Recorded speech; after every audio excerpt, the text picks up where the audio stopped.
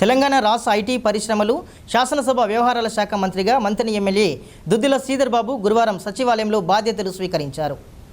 మంత్రిగా మంథని ఎమ్మెల్యే దుద్దిల శ్రీధర్ బాబు బాధ్యతల స్వీకరణ కార్యక్రమంలో ప్రముఖ పుణ్యక్షేత్రమైన కాళేశ్వర ముక్తీశ్వర స్వామి దేవస్థానం తరపున ఆలయ ప్రధాన అర్చకులు త్రిపురారి కృష్ణమూర్తి ఆధ్వర్యంలో వైకుంఠ పాండ, ఫణీంద్ర శర్మ, వెల్ది శరత్, చంద్ర అర్చక బృందం పాల్గొన్నారు. అనంతరం ఆలయ అర్చక బృందం మంత్రి శ్రీధర్ బాబుకు ఆశీర్వచనం అందించి స్వామివారి చిత్రపటం, తీర్థ ప్రసాదాలు అందజేశారు.